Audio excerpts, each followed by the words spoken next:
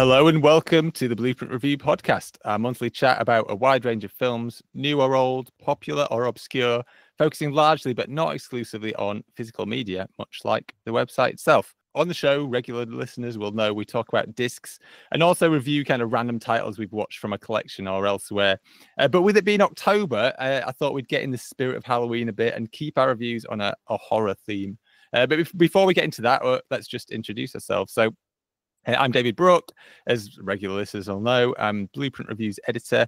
And with me today is a newcomer to the kind of recent resurrection of the podcast, but definitely not a newcomer to Blueprint Review. And that's Justin Richards. So, Justin, thanks for coming on. And can you tell us a little bit about your background with the website and also with kind of films in general, I guess? Hi, Dave. Hi, everybody. Yeah, I'm Justin Richards. As Dave said, I've been with Blueprint Review now for a long time. How long have we been running? 13 years, is it? Oh, 14? Something like that. Yeah, 13 or 14. I think we had an anniversary recently. Yeah, I think maybe 14. I think judging by my password, I'm number 3, wasn't it? Third reviewer. I think you're number 1. Probably, yeah. So I've been around since the beginning, really. And then I brought on a few of our mutual friends, like people I used to work with, like Grant Powell and Martin and Neil Gammon. So I brought on quite a few people, haven't I? Yeah, and Bill still writes occasionally as well. Bill Old, obviously Andrew Skeets is a joint friend, so he's a writer who comes on stuff from time to time. So so there's been a lot of comings and goings from Blueprint over years, but we've still got some of the old stalwarts around. We do, yeah. So a bit about my background. So I guess I started life as a what they call benchtop scientist. I did that for 13 years, and then I changed jobs and started working. Well, no, I retrained as a broadcast journalist with Dave. Dave was doing camera editing, and so was Andrew, and I was doing journalism, and we trained up in Lincolnshire together. And then I couldn't get a job in broadcast journalism, so I ended up doing the next best thing, which was print journalism. So I was working in Swindon for 13 years. Seems to be a pattern here, doesn't it? As a commissioning editor for their IT magazine, IT Now. And, obviously in between doing that and writing reviews for Blueprint, I was also writing some scripts with a friend who I met via film festivals that I used to organise. So I got into the film industry kind of via making a nuisance of myself with local cinemas, asking them if I could screen various films. So I started off with Bloodbath in Bath at the university. I did another Bloodbath in Bristol, which is mostly horror, but there was some action and stuff in there as well, which Dave came along to very kindly. And then we did Phantasmagoria twice in Swindon. And I was planning on doing another film festival, but I won't bore you with the reasons why I didn't do it, but mostly it was centered on finding a venue that would get behind me and was, rip me off and charge me 3 times. And then obviously I work, I run a film TV production company with my long-term business partner, Andrew Diamond, called Bazooka Bunny, formerly Film Seller International. And we do quite a lot of post-production, but we also make our own series. We do one of our own supernatural paranormal series called Shadow Chasers. And Dave also helps us doing some editing on that. And we also have rescued a number of feature films, so done post-production work for deferred payments and stuff. So we've rescued some horror films called #Follow Me, Swipe Right, The Devil Came Home, and more recently we did a gangster film called Repentance and a political thriller called The Storm. So we've been a busy boy in the film industry. And I've been a lifelong horror fan since my aunt bought me the pictorial history of horror movies when I was age 9 for a Christmas present. Nice. Have you still got the book? I have. Yeah. Excellent. Thanks for that, Justin. So, yeah, before we get stuck into kind of our horror special, what we tend to do on the podcast now, I couldn't pass up on it this month, is let's take a look at the forthcoming releases that we're excited by. I'll kick things off. I'm just going to talk about a couple of things really, and there's one that fits into the kind of horror theme. Actually, is Arrow Video. They had quite an impressive lineup of releases that they just announced ready for January, and there's some big names in there that people have been waiting for. You've got the usual suspects. You've got a new version of a 4K of Inglourious Basterds, all this kind of thing. But actually, what kind of piqued my interest from my kind of love of Japanese cinema was a title called Rampo Noir. And I kind of did some reading into it, and it sounds awesome. It's an anthology film made by 4 different directors, Japanese directors, from quite different backgrounds, and they all tackle stories from an author called Edogawa Rampo. He's the guy who wrote Horrors of Malformed Men. He wrote Blind Beast, some other kind of weird, twisted kind of films like that, and it sounds fascinating. It's kind of like by the sounds of the write-up, it's described as kind of evoking the erotic, grotesque worlds created by Japan's pioneering proponent of horror and mystery fiction. So it sounds like a cross between horror and noir, which sounds good to me. And another reason I was interested is Jasper Sharp, who's he's involved in a lot of special features. He produces a lot of discs, and I've met him a couple of times. He's done some talks at a film festival I helped run in the past.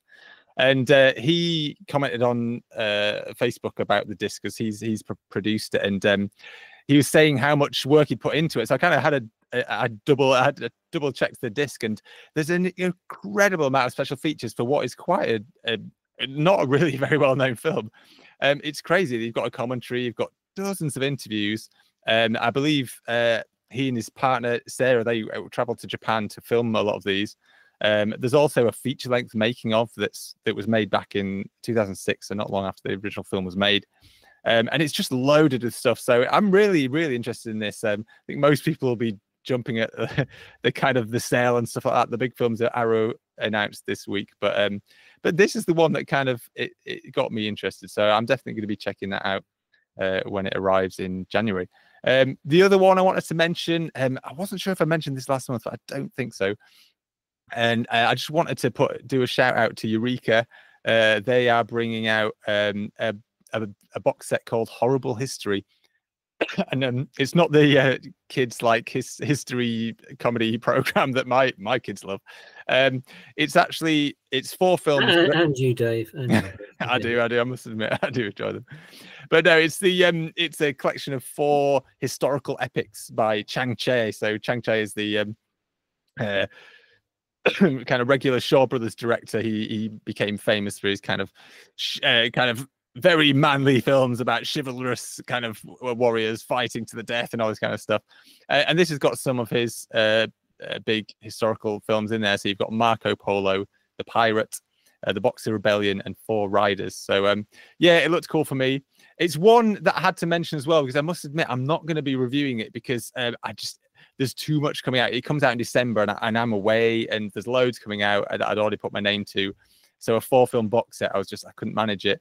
But I have put a pre-order in. I couldn't resist buying it. It's quite good value for 4 films as well. It's only like 25 quid for 4 films, which is not bad at all. So yeah, I jumped in there and got hold of a copy. But I wanted to give it a plug here. Because it looks like my kind of thing. Does your wife listen to this podcast?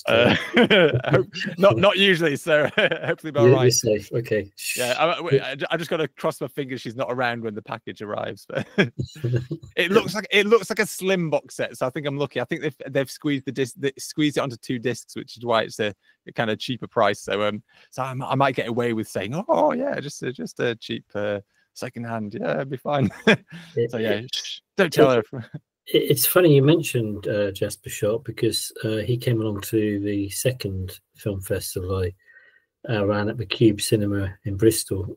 He's a good guy. Yeah, he is. Tell us how much he was enjoying it and stuff. Unfortunately, like so many people, he moved out of Bristol and went to live in London. Mm. Is he still there, Dave? I believe so. I think so. Yeah. I'm So sure. unfortunately, his Bristol was lost in London's game. But yeah, really, really very knowledgeable chap. And yeah, anything Japanese, he's on it, really, isn't he? So yeah, absolutely. Yeah, so I'm glad he's doing all right because, as I said, he was very supportive of my film festival. So yeah, cool. What sort of discs and releases and things are you excited about? Well, you mentioned Arrow. Well, one film I brought out very recently was Mute Witness, which is a favourite of mine by director Anthony Waller, who directed An American Werewolf in Paris, which we won't hold against him. But that's a fantastic sort of Hitchcockian film about a mute special effects artist who accidentally witnesses a snuff movie being made, or what appears to be a snuff movie in Russia, and is then hunted down, sort of thing, in a sort of sealed warehouse, sort of thing. And that's well worth checking out. A film that I will be reviewing myself is called The Last Video Store, which is about a cursed videotape, and supposedly harks back to the glory days of video emporiums, like, well, pre-Blockbuster, more mom and pop stores you used to get in garages and local shops. You'd have a grocery section on one side and a video shop on the other side of the store. Kind of more relating to those sort of small family shops. Oh, sorry to jump in, but I do miss those days. But I always remember what we had as a kid, and one of the things that kind of helped me get into movies was actually something different from that. We used to have a video van. I don't know if I've mentioned this before, but we used to have a van that would come. They'd come every week, and they'd kind of open up the back, and there'd be loads of videotapes, and you'd borrow it, and then you'd give it back when they'd come back the next week. Sorry, so that was a fun kind of thing that helped me get into movies. Yeah, but I did love the video stores as well, though. We did have some nice, good ones in Home Firth. Well, as you know, my lounge looks like a video store. So. Yeah. Keeping with the Japanese theme, I noticed that Arrow released a J Horror Rising box set, and it includes a film I saw years ago at Dead by Dawn Film Festival called St. John's Wort. Were you at that festival, Dave? I know you came to a couple. Oh, no, I don't think I saw that one. No. Yeah, that's quite an interesting. It's quite a freaky film. It's definitely worth seeking out. There's about 6 in the box set. A couple of them I've heard of, and I've seen a couple. But St. John's Wort was very atmospheric, I seem to remember. So it's worth checking out. I'm glad it's being re-released somewhere. And of course, they're also releasing The Addiction with Lily Taylor, the Abel Ferreira film, which is quite a good vampire film. Yeah, I think Leon's going to review that soon. Yeah. Also, 88 Films. They've been releasing lots of Pete Walker films recently, which are always worth checking out, particularly his later ones like Frightmare and Schizo and The Comeback. And also Tygon. And one I would definitely recommend people check out is The Sorcerers with Ian Overgully and Boris Karloff, which I screened at my first film festival in Bath, and it went down very well. And that's definitely worth seeing. And they're also releasing Eyeball, which is a Umberto Lenzi giallo sort of slasher film, which is a bit crazy, like many giallo films. Yeah. Not huge on sensical plots, but on style, they certainly get 10 out of 10. And of course, one of my favourites from Beyond, they've released a special edition of a Stuart Gordon film, which is excellent. Well worth watching just for Barbara Crampton in some fetching underwear. Nice. And I noticed that 101 Films have just recently brought out The Stone Tape from 1972, which is a haunting, creepy film. And I know it's not horror, but The Sword and the Sorcerer is one of my favourite fantasy films, and they're releasing that soon as a special edition. And that's actually quite horrific because it's got some nasty special effects and quite a lot of gore in it. So it's definitely worth checking out. And I noticed that Severin are releasing quite a rare slasher film called Blood Moon, which is an Australian slasher film which was released at the tail end of the slasher boom, which I'm quite excited about. And The Great Alligator of Sergio Martino film that features Barbara Bach from Inspire Love Me and loads of other films I can't remember off the top of my head, but she married, did she marry Ringo Starr? Oh, I don't know, maybe. I think she did. I think Oh, she's Miss Ringo Starr these days. And who can blame him? no. She's lovely. But yeah, so anyway, I'll shut up because I'm just waffling on now. So yeah. No, that's all good. It's all good. Yeah, cool. So I think just before we kind of review any kind of horror films we watched recently, I thought we could just talk about horror in general and kind of our histories with the genre. I guess, well, you kind of mentioned a little bit about what got you into horror to begin with. So I might give you a little bit of background for me. I'm quite a late comer to horror. When I was a kid, there were a few titles that I did watch and really get into, but my parents were quite strict with kind of age ratings and stuff. So I was quite late into watching anything 18, really. And but there were a couple of seminal ones for me. Yeah, you had to wait till you're 25. Yeah, pretty much. But no, the big ones for me when I was younger, was a teenager, were The Shining. Were the big ones, really. There's The Shining, there's Evil Dead. I can't remember. And I think it was just before the Evil Dead was legally kind of available in the UK. Is a friend of mine, Jim, who also writes the site. I think it was Jim, brought a dodgy kind of VHS copy home one time, and me, my brother, and Jim were sat and watched it, and I loved the first Evil Dead film. The other one was Night of the Living Dead, the original Night of the Living Dead. Used to terrify me. I loved that. But actually, it's good that you're on the show this month, actually, Justin, because it was kind of getting to know you that got me to venture a bit further into horror. Because although, as I say, those kind of key films really hit me hard. Like I loved them, and they scared the crap out of me. Oh, Texas Chainsaw was another one. Again, I watched that a little later. But actually, when I met you, and we like me, you, and Andrew would chat movies, and what we'd do, we would meet up at your house or at Andrew's, and we would do what would eventually become the kind of Weekends of Trash, which I write up for the site. But we would get together and just chain watch loads of kind of genre movies, horror movies, kung fu movies, kind of sleazy movies, anything we could. So kind of through that, I started to watch more horror movies and some more kind of obscure, more interesting horror movies. And then also moving on from that, you invited me over to some of the horror festivals that they weren't just pure horror festivals. Some of the festivals you put on with a lot of horror films.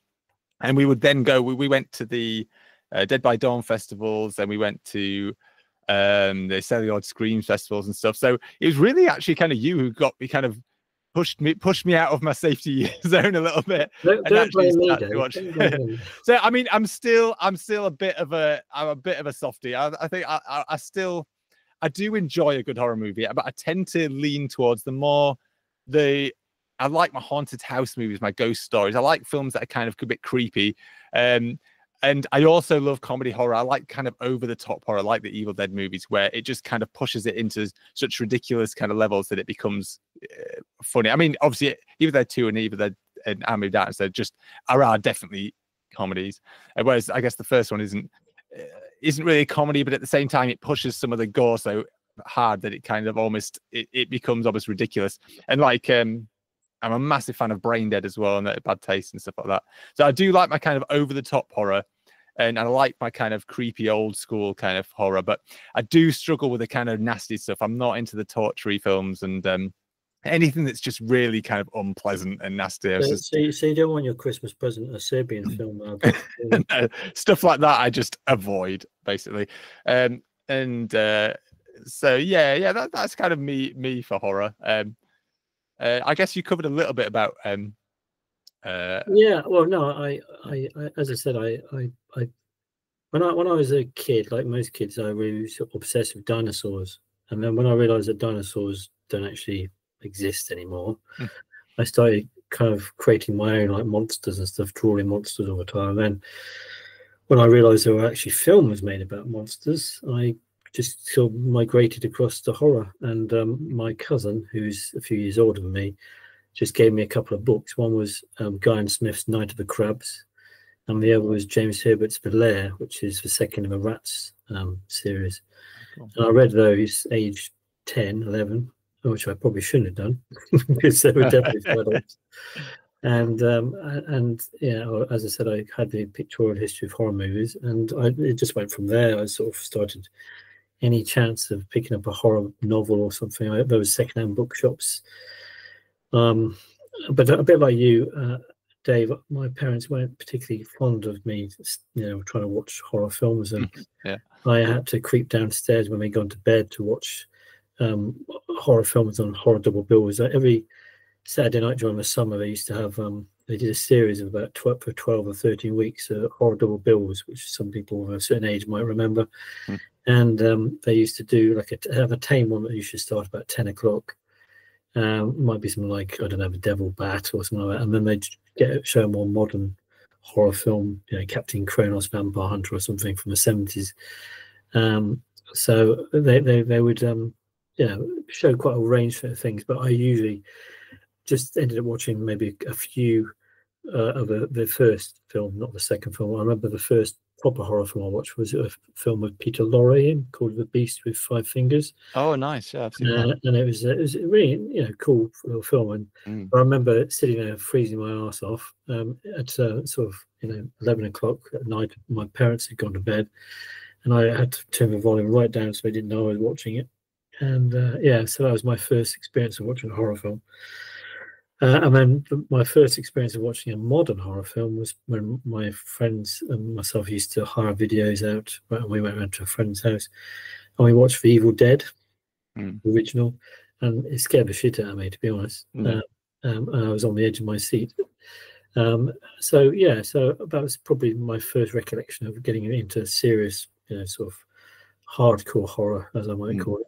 Nice. So what do you think of the state of horror these days? What about I think horror is in a better place than it's been in for years, actually. I think there's some really good, interesting new releases have been coming out this year, and I think you're kind of helping me kind of come on to the topic. Before I was saying to Dave before we started the podcast, I wanted to talk a little bit about British independent horror, because I recently started reading this series of tomes by a journalist called Mk3 Simpson, and he's been covering the 21st century British horror films. And I'll just summarize the back of the book. It says between January 2000 and December 2019, more than 1,000 feature-length horror films were produced and released in the UK. But this is largely undocumented because a lot of critics aren't really interested in horror, and they certainly don't want to spend their time writing about the latest, sort of lesbians versus werewolves film or whatever. So they tend to kind of poo-poo them and push them to one side. The sad thing is, a lot of these films, they get made, they get edited. Sometimes they get completed, and they sit on someone's hard drive. They might get a very limited release. They might get screened at a town hall or something to the family and friends and crew, and then they sort of disappear into obscurity. And luckily, this guy Mk3 Simpson, has kind of documented a big chunk of them, and I think it's great. But it's also quite depressing that all these people have spent a lot of time making these films, and then they just don't get shown anywhere, and you can't see half of them because they might have been on a platform for a year or two, and then obviously the platform disappeared, or the people who made the films lost the film, and if they just get lost, the hard drive corrupts. That's one good thing about physical media. Once you've got a DVD, that thing exists. The videotape exists, whereas something that's just on a hard drive, if that hard drive corrupts, then that's lost forever. Yeah, absolutely. It is. It's kind of depressing. I think that's why You're welcome, Dave. It's the horror festivals and film festivals in general.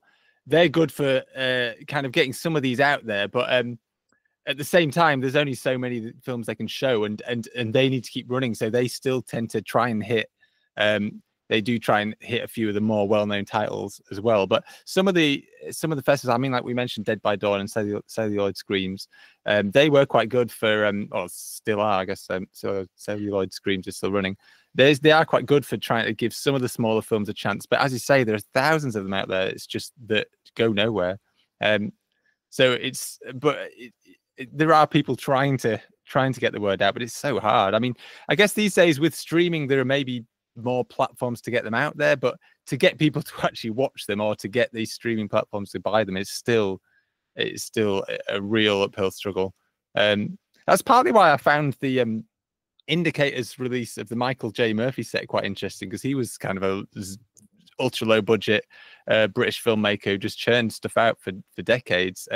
Some of his films did get released, to be fair, so he's not quite he got more luck than some of these people we're talking about, but a lot of his films went absolutely nowhere, and it's amazing that a label picked it up and released it like that. I mean, the film quality might always be as slick as we're used to, and the films aren't always 100% like 5-star kind of block classics, but I do find it fascinating to hear about these films and to see them and just get a chance to see them and hear about how they're made. And that's why I kind of hope there's going to be more things like that. I don't know how well it sold, though. I don't know if it was I don't think it made a huge amount of money. It was more a labor of love, but if we can get more things like that, it's good thing, really. Yeah, well, I think one of the reasons why I used to enjoy going to film festivals, you know, the horror film festivals you and I have been to together, and the ones I went to beforehand, like Black Sunday, was because they also used to show short films as well. And you know, it's one of the few places you can see a short films on a big screen.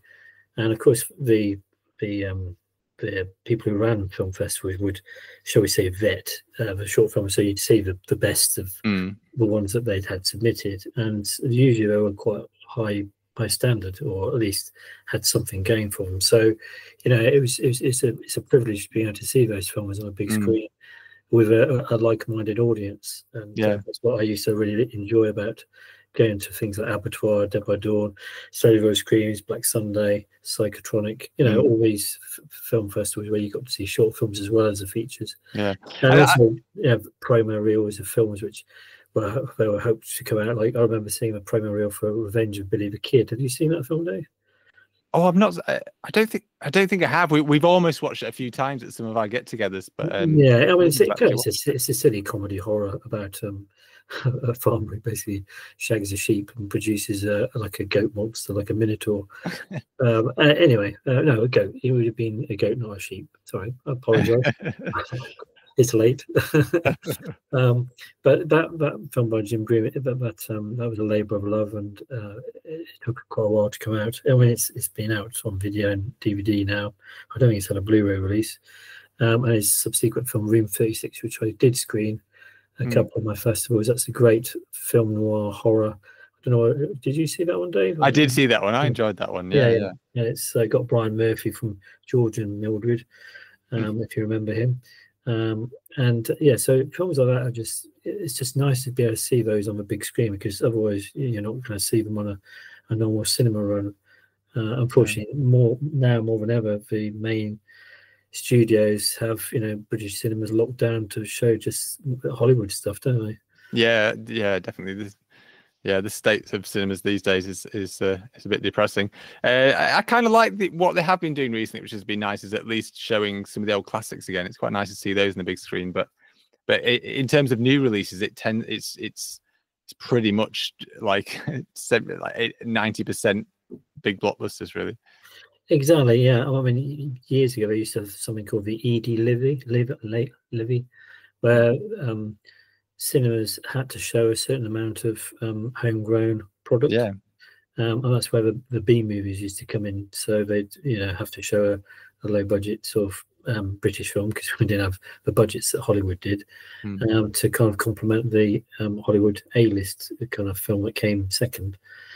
So you got a chance to see some of these more obscure, you know, sort of Tygon releases, or even some of the lesser known Hammer films released on double bills as a sort of for the B side, shall we say. But of course those times have gone, and nowadays it's very difficult. Occasionally you get like Cineworld, when it was knocking around, they would do a limited screening of some low budget horrors. I remember they screened one called Wolf, which was about werewolves attacking Roman legionaries in a Scottish forest. I know that because our sound guy did a sound mix on it. and films, you got to a limited release, but that seems to be happening less and less now, which is a real shame. Yeah, the BFI've shown a few. I don't know if they necessarily link to the same thing, but I quite liked the. I'm trying to think what it's called now. I'm looking it up. They do a range of some more obscure kind of British releases. The Flip Side, that's it. BFI Flip Side collection. Oh yes, yeah. Well, I've reviewed a few of their short. Yeah, you have. Yeah. Short shocks. Yeah. They've been quite fun to review. Yeah. Well, talking of seeing retro films, as I mentioned to you before we came on, I saw Young Frankenstein recently. Oh, nice. 1974 Mel Brooks comedy horror with Gene Wilder and Peter Boyle. Really nice to see that again, and nice to see it on the big screen for the first time, because I've seen it on video a couple of times. I've seen it on TV once, and I used to have the novel, which had some photographs in the middle, but I hadn't seen it on the big screen, so it's lovely to see these older films reappearing. It's a good looking film as well. You kind of forget, you just think, oh, Mel Brooks comedy. You don't think of them as visually impressive, but it is actually really nicely shot, The Young Frankenstein. It is, yeah, and it's nice black and white photography. And also, I'd forgotten that Gene Hackman has a little cameo role. Oh, yeah, the blind beggar who cooks for the monster, and the monster spills his hot soup in his lap. I haven't seen it for ages. I love that. I used to love that film. I haven't seen it for ages. I should have caught it myself. But no, it's yeah, I think as well, watching it's easy to think that cinema's good for extravagant films that look amazing and have explosions and all this kind of stuff, but actually really there's benefits for kind of almost any film in that environment. And I think comedy is a big thing. I think comedy is so much more effective when you sat in a room full of 100 people laughing along with everything. It makes it funnier in a way. It just really adds to the experience.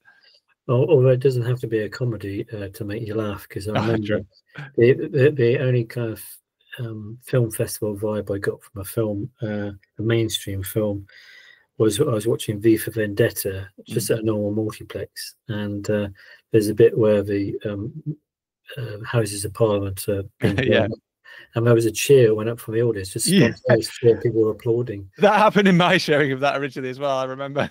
Yeah, absolutely. But that sort of reaction is usually tied to film festival screenings where you get audience participation, don't you? Yeah. Absolutely. I think I just briefly mention what you talked about before about the short films at the festivals as well. I did enjoy those too. I think especially at the horror festivals, because I'm not always a massive fan of short films generally. So I don't know. I'm not always that drawn to watch them. But I think horror shorts are very effective. I do like horror shorts because it works because a lot of horror films are kind of especially slasher films, they're really kind of the story and things like that aren't necessarily the big draw. It's often about the kills and about the set pieces. And in a short film, it could just be a set piece. But if it's a really effective one, if it's done really well, it's very, very effective, and it works nicely in its own kind of small little capsule. So I do think horror films suit the short format really well. I agree. Yeah, I think some horror films that they definitely outstay their welcome and don't really work feature length, but short films, 20 minutes, 30 minutes, where they set up the show, so the end gag, which can be a comedy horror gag or a seriously nasty gag, and it really works, doesn't it? It's like a joke playing out. The payoff, is nice and strong, and it doesn't outstay its welcome like some feature films. Yeah. Cool. Well, let's move on a little and just have a little chat about some of the films you've watched. I mean, you kind of kicked things off already talking about Young Frankenstein. I've seen a couple recently that fit the horror mold, and I'll see how we get on for time in terms of how many I'll talk about. But there's one in particular, and I watched this a few weeks ago, so I have to bear with my memory on it now. But yeah, one that I really want to talk about because it's quite an interesting title is I watched a film called Behind the Mask, The Rise of Leslie Vernon. And I don't know if you've seen this, Justin, but I think it's one I keep digging out for our video weekends. We haven't quite got around to it, but I just went for it the other week. It's a film from 2006, so in my mind that's quite recent, but I guess it's almost 20 years old, but it still feels recent to me. It's directed by Scott Glosserman, who also co-wrote it with David J. Steve. and it stars Nathan Basil, Angela Goethals, and then who aren't particularly massive names, but it also has a few kind of big names on the sidelines in minor roles. We have Zelda Rubinstein, who's best known for her role in the Poltergeist films. And then you've got Robert Englund making a few appearances, obviously best known as Freddy Krueger. And you've also got Scott Wilson, who he was in Cold Blood.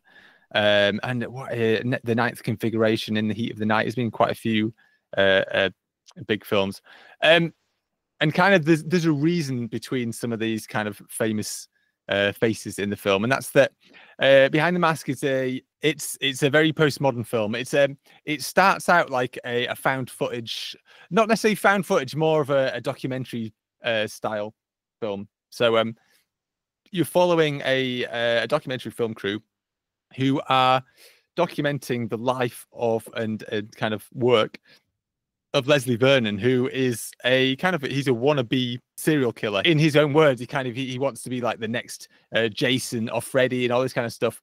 And the film's quite interesting in that when he talks about Freddy and Jason and things like that, he talks to them as real people. So within this film of Behind the Mask, you are in this world where Freddy and Jason and all these other kind of famous slasher murderers are real. So it treats them as though they're real people. And Leslie Vernon is wanting to be one of them. And this documentary crew is following him around to see how he does it and how he gets how he kind of plans his kind of his masterwork as he builds up to the kind of this kind of massacre. So it's quite an interesting, quirky kind of film, and it goes on from there. Some other interesting things it does, as I say, it's kind of got this found footage documentary style, but it does break out of this, very kind of strikingly breaks out of this.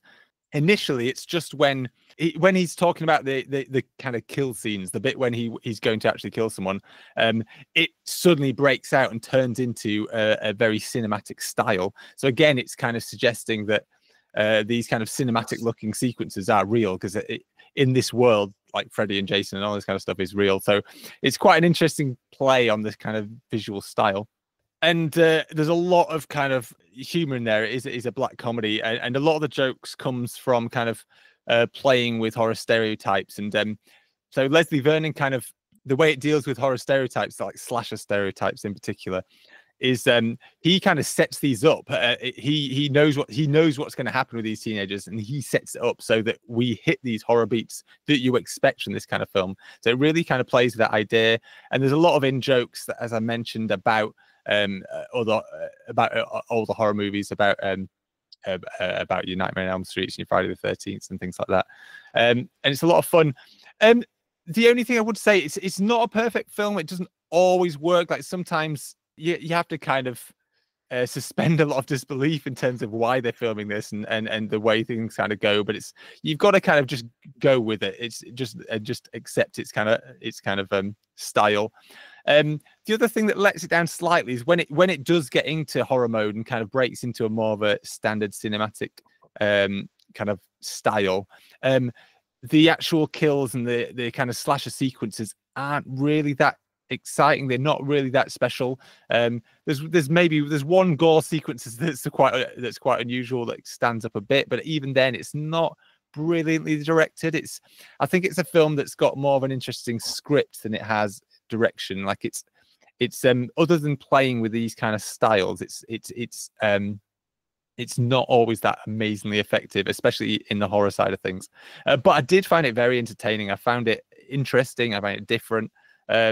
So I was definitely glad to see it. And the disc, I mean, I watched an old DVD copy of it. It's not a fancy kind of recent re-release. I think it has had a Blu-ray release, at least in the US. But the DVD is great. There's loads of extras on it. There's a cast commentary, which is a lot of fun. They're mainly kind of goofing off, and just kind of, you can tell they're just drinking whilst they're watching it and just like taking the mix out thing. But it's a lot of fun. But there are some behind the scenes nuggets. And there's also quite a decent making of on there, and loads of deleted scenes and things like that with their own commentary. And so it's a good disc as well. So it's definitely one I'd recommend people pick up. As I say, I don't know if there's a Blu-ray that's come out more recently, but I'm sure you can find the DVD secondhand, if not, or import the American one if you should wish. But it's worth a watch. It's as I say, not perfect, but interesting. It's nice to watch something that's a little bit different. So yeah, well, it's hopefully that one of the boutique labels might pick it up. So Arrow or 101 Films or yeah. 88 Films, maybe they'll. Yeah, so I remember you bringing that to a couple of video weekends. Yeah. Yeah, I mean, it's not a. It didn't make loads of money. It wasn't a massive film. It's an independent, quite a low budget kind of production, but well, not that low budget. I mean, obviously they managed to get some big names in there. Well, Robert Englund's always good. Yeah, he's an underrated actor, really. Yeah, absolutely. What's funny in here as well is he plays the he plays like a cop who's trying to track down Leslie Vernon. So he's the good guy in this film, obviously, which is a nice change. I think it's probably why he probably took a low paycheck just to give it a shot, because it'd be fun, kind of just to play with his reputation. Yeah. No, well, I must check it out. Yeah, thanks for the recommendation, Dave. Is there anything else you've seen that you want to chat about? Well, another couple of cinema releases I've seen fairly recently. I went and saw the latest Alien film, Alien Romulus. Have you seen that, Dave? I have seen that. Yeah.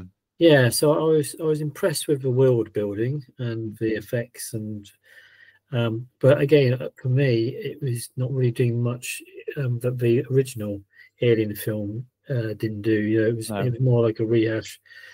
It was playing too much on safe ground, I thought. Which made it less interesting. But I thought the initial setup and the world building was very good. And it's a very well made film. Yeah, it's definitely worth watching. But there's some kind of sort of nasty kind of sort of shuddersome moments with the face huggers and stuff. But we've seen it all before, unfortunately. So it wasn't anything particularly original. It did feel more like a kind of like a bit of a nostalgia fest, a bit of like a greatest hits kind of cover version of Aliens. I think it was fun. It was fun, but it wasn't. But it's quite forgettable and just definitely a bit too much of a rehash. It was like the Force Awakens version of the Alien franchise, wasn't it? Because the Force Awakens is a bit of a rehash of best of Star Wars moments. Yeah, there's a lot of these kind of films around these days. I think, Hollywood kind of. I felt a similar way to the new Beetlejuice film. It was very entertaining. Like I kind of enjoyed it, but it just felt like it was just rehashing everything just to keep everyone's rose tinted spectacles kind of going on and stuff. Like the latest Ghostbusters film, which I enjoyed. But again, it just felt like it was trying to tick a number of boxes for old nostalgia reasons, not necessarily because it was trying to do something fresh and new. No. Talking of remakes, I saw the remake of The Crow, which has had quite a mixed reaction by the critics. Some people really hate it. I think it's pointless, and other people quite liked it. I was more the latter. I thought it was okay. I mean, I thought because it tried to do something different with the saga and tried to change quite a lot. So there are quite a lot of changes from the original, which obviously the original for me is a classic, and Brandon Lee is sort of great in the role. But I thought this one was actually pretty decent rehash. Certainly for me, it was a better rehash than say the Roadhouse rehash that came out fairly recently, which was an Amazon Prime original, wasn't it? I think. Yeah.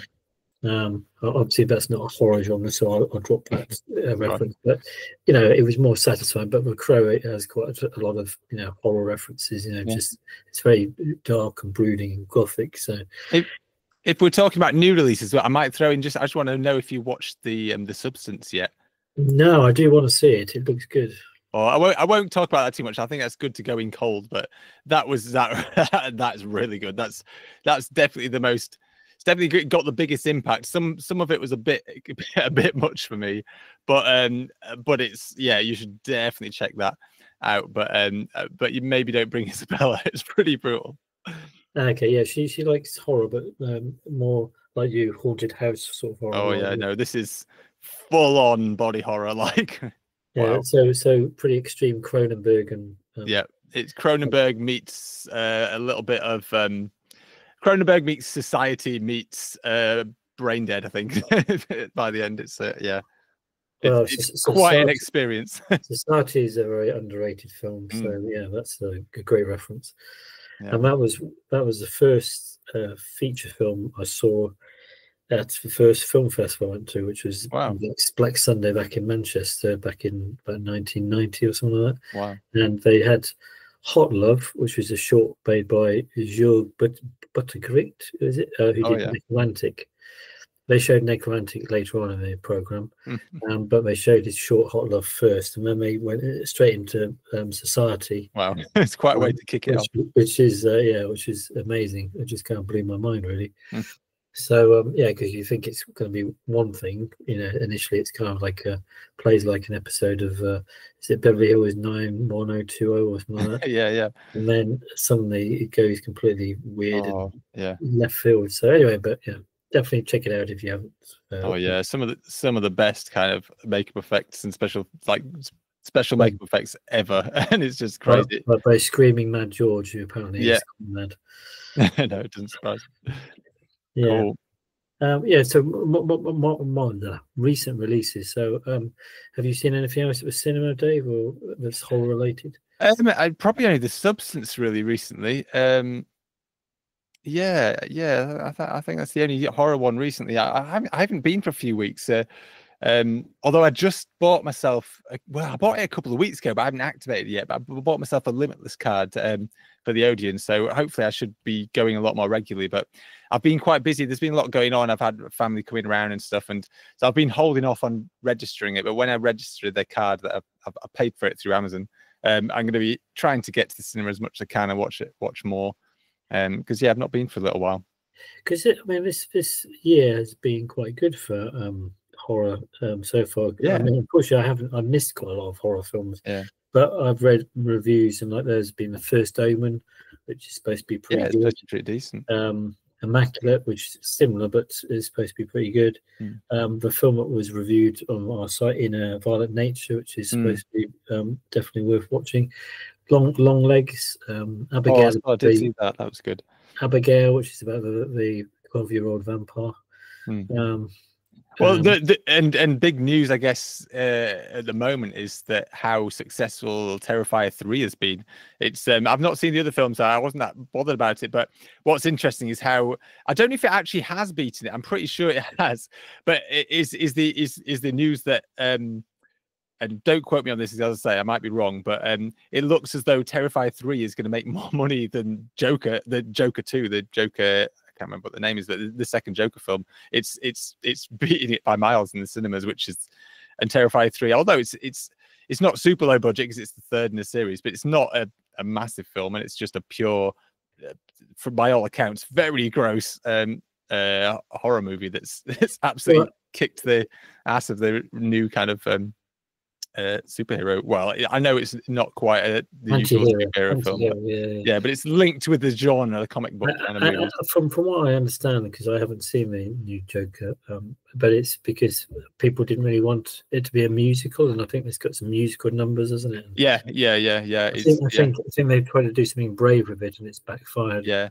and from what I've heard as well, because they'd always said it was going to be a musical, and I kind of thought it was interesting and brave, but by all accounts, it doesn't really work, or they don't really do the most of it anyway. So they've done something brave, but not done it very well, and then lost the fans who wanted something more like the original. So it's all been a bit of a disaster. I mean, I've not seen it, so I can't comment myself. It might be more successful than the press makes out, but I mean, quality wise. But I wasn't a huge fan of the first one. I was hit and miss on it. I kind of liked elements of it and didn't like other elements, so I wasn't rushing to watch the next one. But no, I really liked the first Joker film. I thought it was excellent, but because it tried to do something different, an origin story, and it was very good.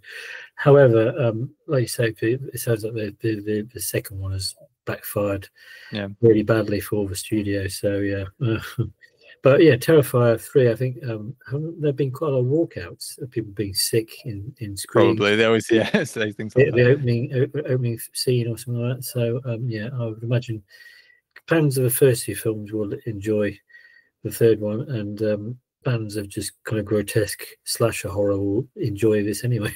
Yeah, and people love a good horror movie. They do sell well. especially this time of month, people like to. It's October. People always kind of, at least my friends online, everyone just goes pure horror mode in October and gets out to see as much as they can. Well, yes, if you think about it, horror and ghost stories are sort of probably the longest existing form of storytelling. People would sit around campfires telling each other horror stories or creepy tales to entertain each other, sort of back to sort of early human history. So this is very old stuff that we're rehashing today, sort of thing. So I think that's why horror, it's never going to go away. It's always going to have a fan base, because people like to be scared in a safe way. That makes sense. So we live in interesting, scary times, but people still like to flock to the cinema or pick up the latest Blu-ray release of a good horror film.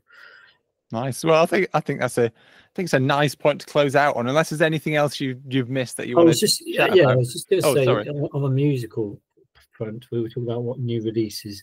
I think I mentioned to you about the release of, or reissue of Bram Stoker's Dracula, on vinyl from Vorchek Killer, and apparently it's going to be a very limited edition translucent yellow vinyl, and that sounds like something a lot of horror music lovers would like to collect. And also there's a double vinyl or double CD, whichever format you want, of Claudio Simonetti's Goblin anthology. So there's one called Fear, the Ultimate Anthology, and that's going to be released, or just being released now. And that's got all the sort of classics like Deep Red and Suspiria, but also it's got a few of the tracks that are less well known, like Cut and Run, their version of the Halloween theme, Tubular Bells, and obviously favourites like Tenebra and Phenomena and things like that. So definitely worth checking out if you're into horror related music. Nice. I was gonna say, well, I've got there was an earlier Goblin set, The Awakening.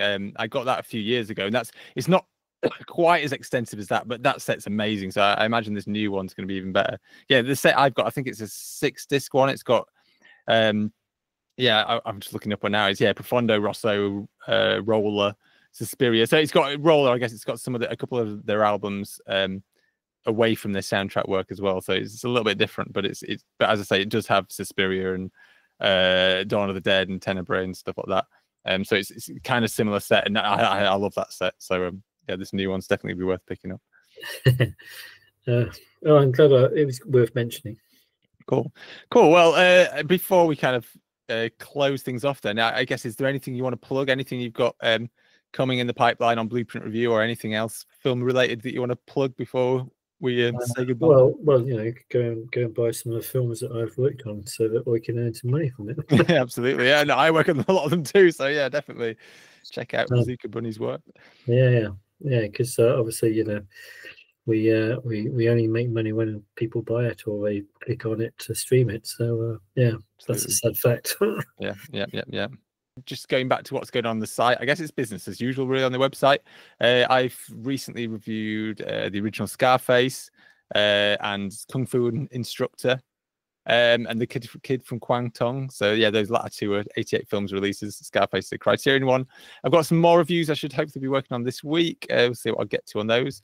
Also, away from reviews that I've written, Andy Goulding has posted quite a few of these kind of epic lists recently. So he's done Studio Ghibli, hasn't he? Recently? Yeah, he's just recently he's just finished doing. He did a Pixar list first. He's gone through all the Pixar films and ranking them, and as soon as he finished that, he's worked on a Studio Ghibli ranking, going through all the Studio Ghibli films in order of preference.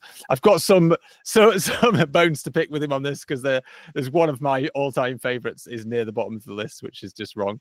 But we just have slightly different tastes. I like the epic fantasy kind of Studio Ghibli. I like the kind of Lord of the Rings-esque kind of big kind of epic stories. He tends to prefer the smaller, more intimate ones. I do like those too, but Nausicaa of the Valley of the Winds is one of my all-time favorites, and Princess Mononoke as well. Those are two of my favorite Ghibli films, and he had them very low, but boo. But no, but each to their own.